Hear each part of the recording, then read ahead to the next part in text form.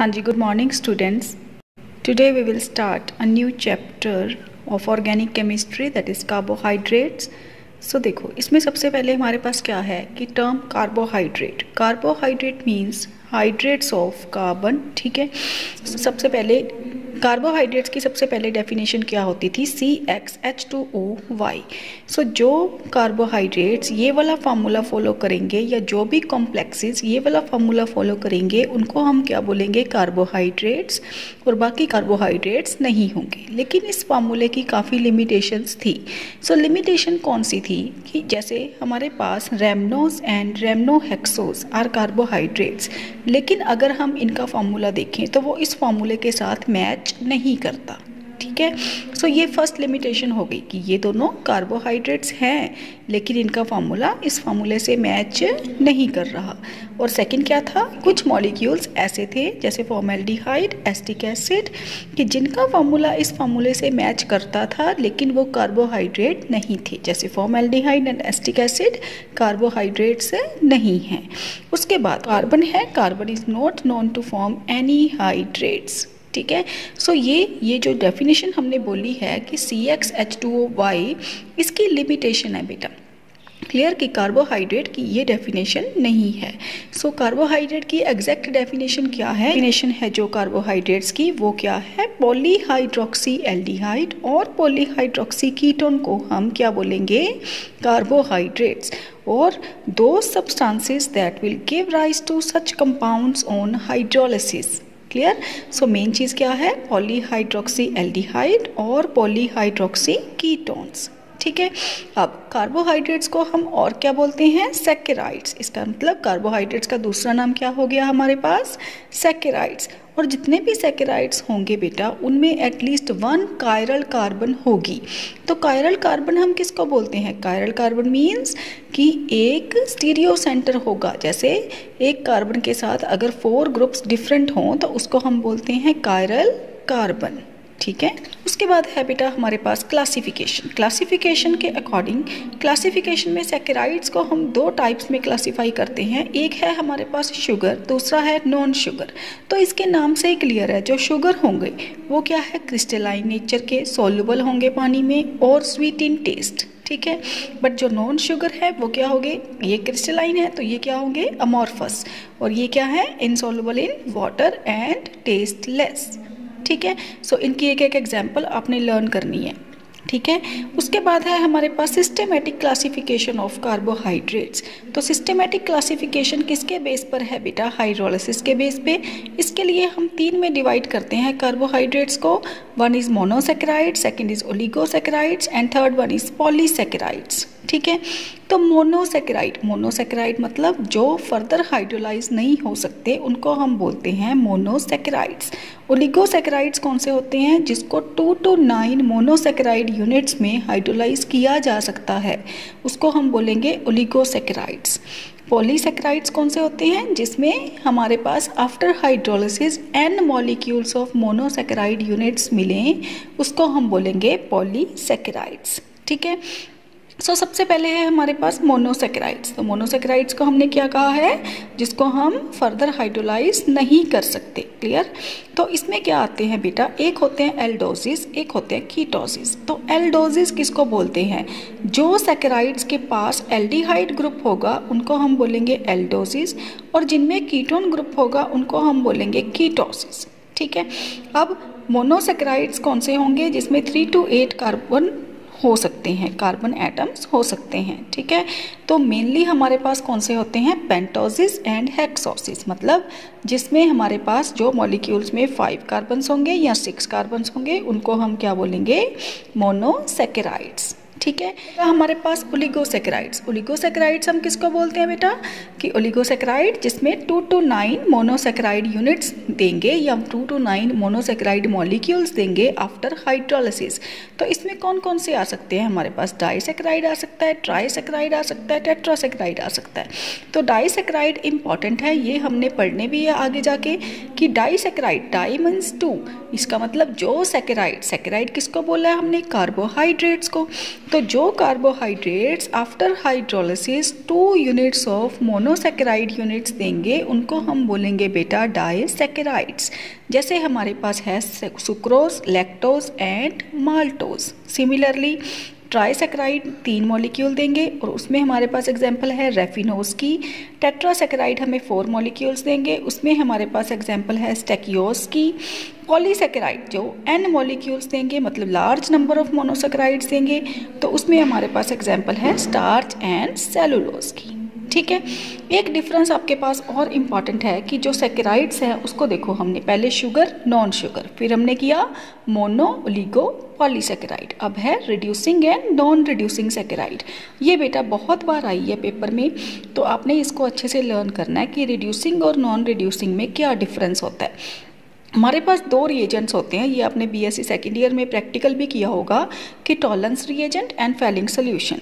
The saccharides which reduces Tollens reagent and Fehling solution उनको हम क्या बोलेंगे, रिड्यूसिंग, और जो रिड्यूस नहीं करेगा तो उसको हम क्या बोलेंगे, नॉन रिड्यूसिंग। तो नॉन रिड्यूसिंग में बेटा हमारे पास एग्जाम्पल होती है sucrose. All other monosaccharides and disaccharides are reducing saccharides. ठीक है, सो ये काफ़ी इंपॉर्टेंट है। ओके, ये थी हमारे पास क्लासिफिकेशन। देखो इस चैप्टर में हमने करना क्या है, सबसे पहले हमने क्लासिफिकेशन की है सिंपल। उसके बाद अब मोनोसैकेराइड में हमने एक पढ़ना ग्लूकोज और दूसरा फ्रक्टोज। ठीक है, और ग्लूकोज और फ्रक्टोज की सिर्फ और सिर्फ बेटा एक स्ट्रक्चर करने के बाद, सिंपल कि स्ट्रक्चर कैसे ड्रॉ करेंगे, तो उसके बाद हमने सिर्फ और सिर्फ इसकी एक ही रिएक्शन करनी है, दैट इज ओजाजोन फॉर्मेशन। ओके, और उसके बाद हम करेंगे डाइसैकेराइड्स में हमने सुक्रोज, लैक्टोज, माल्टोज तीनों पढ़नी है। देन पॉलीसैकेराइड्स में स्टार्च एंड सेलुलोज। ठीक है, सो फर्स्ट है बेटा हमारे पास मोनोसैकेराइड में हमने क्या करना है, ग्लूकोज। तो ग्लूकोज का फार्मूला क्या होता है हमारे पास, C6H12O6। तो इसमें क्या है, ग्लूकोज में एक एल्डिहाइड ग्रुप होता है, जैसे देखो फर्स्ट कार्बन पे एल्डिहाइड, फिर उसके बाद हमारे पास अल्कोहल्स हैं। तो अल्कोहल 4 कार्बन्स हैं जो, उनके पास कौन सी अल्कोहल है, सेकेंडरी अल्कोहल, और जो लास्ट टर्मिनल कार्बन है उसमें कौन सी अल्कोहल है, प्राइमरी अल्कोहल। ठीक है, जो ग्लूकोज है दैट इज ऑप्टिकली एक्टिव। तो ऑप्टिकली एक्टिव किसको बोलते हैं, जो प्लेन पोलराइज लाइट को रोटेट करते हैं मॉलिक्यूल, उनको हम बोलते हैं ऑप्टिकली एक्टिव। तो या तो वो राइट की तरफ रोटेट करेंगे या फिर लेफ्ट। तो this one is dextrorotatory, ये प्लेन पोलराइज लाइट को राइट साइड पे रोटेट करेगा। ठीक है, उसके बाद है जो ग्लूकोज है ये क्या नहीं देता, तो इसमें एडिशन कंपाउंड है जो विद सोडियम बाइसल्फाइड ये नहीं देगा, और शिफ्ट रिएजेंट के साथ कोई टेस्ट नहीं देगा। ठीक है, ये आपको ना ये वाला पॉइंट आगे जाके समझ आएगा। तो सिंपल आप यहाँ पे सिर्फ इतना ही देखो कि ग्लूकोज की स्ट्रक्चर क्या है, एक एल्डिहाइड, 4 इसमें सेकेंडरी अल्कोहल हैं, और 6th कार्बन पे हमारे पास क्या है, प्राइमरी अल्कोहल। उसके बाद जैसे मैंने आपको बोला हमने क्या पढ़ना है, ओजाजोन फॉर्मेशन। तो ओजाजोन फॉर्मेशन में बेटा हमारे पास क्या है, जैसे देखो हमारे पास है एल्डिहाइड, या मतलब हमारे पास है ग्लूकोज। तो ग्लूकोज रिएक्ट कर रहा है फिनाइल हाइड्राजीन के साथ। अगर आपको याद हो तो आपने +2 में किया होगा कि फिनाइल हाइड्राजीन अमोनिया का डेरिवेटिव है, ये कार्बोनाइल ग्रुप पे अटैक करता है। देखो कार्बोनाइल ग्रुप पे कैसे अटैक करता है, जैसे हमारे पास कार्बोनाइल ग्रुप है। ठीक है, तो कार्बोनाइल ग्रुप के साथ इसने NH2G, मतलब ये अमोनिया का डेरिवेटिव है। ठीक है, तो यहाँ से वाटर रिमूव होगा H2 एंड O, और बाकी सारा ग्रुप एज इट इज इसके साथ लग जाएगा। तो यहाँ देखो, यहाँ पे हमने क्या लिया, फिनाइल हाइड्राजीन। तो फिनाइल हाइड्राजीन में क्या है हमारे पास, C6H5NH NH2। ये जो NH2 है और ये एल्डिहाइड के पास क्या है, डबल बॉन्ड O। तो ये रिएक्ट करके क्या बन जाता है हमारे पास, ओजाजोन। ये एक कंप्लीट रिएक्शन है, इसका हमने मैकेनिज्म देखना है। ठीक है, तो सबसे पहले हमारे पास फिशर मैकेनिज्म है। फिशर मैकेनिज्म में जो फर्स्ट स्टेप है वो देखो क्या है, कि मैंने आपको बताया ना कि जो फिनाइल हाइड्राजीन है वो कहाँ पे रिएक्ट करेगा, कार्बोनाइल ग्रुप के ऊपर। ठीक है, तो ये है हमारे पास एल्डिहाइड, मतलब CHO, C double bond O group है इसमें। तो ये फिनाइल हाइड्राजीन के साथ रिएक्ट करेगा और वाटर मॉलिक्यूल रिमूव होगा। तो यहाँ पे हम लिख सकते हैं कि H2O रिमूव हो रहा है। ठीक है, और उसके बाद क्या बन गया, CH double bond N NH C6H5। ठीक है, और CHOH थ्राइस CH2OH, ये हमने जस्ट इसको एक्सपेंडेड फॉर्म में लिख दिया। ठीक है, अब क्या होगा, सेकेंड टाइम नेक्स्ट फिर फिनाइल हाइड्राजीन मॉलिक्यूल आएगा और वो सेकेंड जो कार्बन है उसको ऑक्सीडाइज कर देगा। ठीक है, इसका मतलब वो क्या एक्ट करेगा यहाँ पर, ऑक्सीडाइजिंग एजेंट। ठीक है, क्या किया कि फिनाइल हाइड्राजीन मॉलिक्यूल है और फिर वो सेकंड स्टेप में क्या कर रहा है, सेकेंडरी अल्कोहल को ऑक्सीडाइज कर रहा है इनटू कीटोन। तो ये किस में कन्वर्ट हो गई, कीटोन में, क्योंकि सेकेंडरी अल्कोहल किस में ऑक्सीडाइज होती हैं, कीटोन में। तो यहाँ पे फिनाइल हाइड्रोजन का रोल क्या हो गया, ये ऑक्सीडाइजिंग एजेंट की तरह एक्ट कर रहा है इन द सेकेंड स्टेप। ठीक है, नेक्स्ट अब सी डबल बॉन्ड ओ आ गया तो फिनाइल हाइड्रोजन का थर्ड मॉलिक्यूल ऐड होगा। ठीक है, तो फिर से वाटर मॉलिक्यूल क्या होगा, रिमूव और ओजाजोन बन जाएंगे हमारे पास। C H double bond N N H C6H5, C double bond N and this one, ये क्या बन गया हमारे पास, ओजाजोन। ठीक है, तो ये था हमारे पास फिशर मैकेनिज्म। लेकिन बेटा इस मैकेनिज्म की हमारे पास लिमिटेशन है। फर्स्ट इसकी लिमिटेशन क्या है, देखो इसमें हमने क्या बोला है कि ये जो फिनाइल हाइड्राजीन है ये इस स्टेप में ऑक्सीडाइजिंग एजेंट की तरह बिहेव कर रहा है, जो कि गलत है।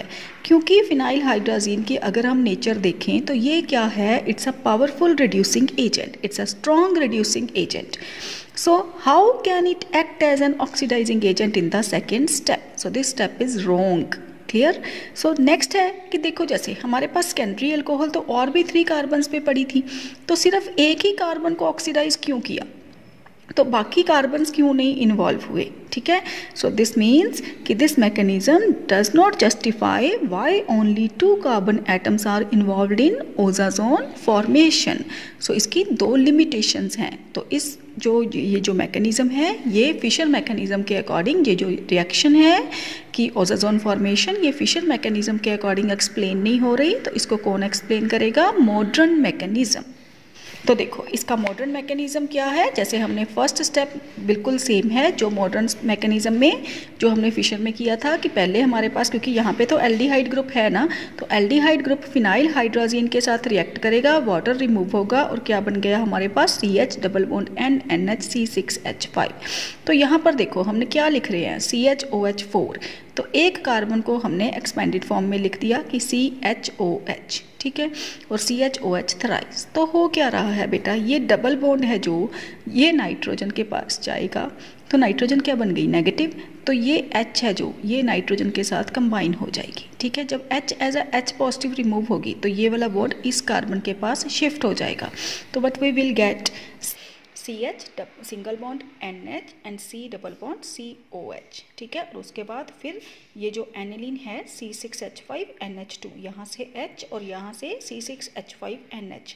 तो एनिलीन C6H5NH2 क्या हो जाएगा, रिमूव, और हमारे पास क्या बन जाएगा, CH double bond NH C double bond O। तो अब कीटोन ग्रुप आ गया। तो फिनाइल हाइड्राजीन ने कहाँ पर रिएक्ट करना है बेटा, कीटोन ग्रुप के पास। ठीक है, तो वाटर मॉलिक्यूल क्या हो जाएगा, रिमूव। तो क्या बन गया, सेकेंड कार्बन पे CH double bond NH C double bond N NH C6H5 CHOH thrice CH2OH। फिर फर्दर क्या होगा, फिनाइल हाइड्राजीन रिएक्ट करेगा और अमोनिया मॉलिक्यूल रिमूव होगा एंड वी विल गेट ओजाजोन। ठीक है, सो ये था हमारे पास मॉडर्न मैकेनिज्म। तो सेम मैकेनिज्म हमने सिर्फ ग्लूकोज में हमने यही पढ़ना है कि ओजाजोन फॉर्मेशन, और उसके बाद फ्रक्टोज में भी हमने सेम रिएक्शन करनी है, ओजाजोन फॉर्मेशन, उसका भी फिशर मैकेनिज्म और मॉडर्न मैकेनिज्म। ठीक है।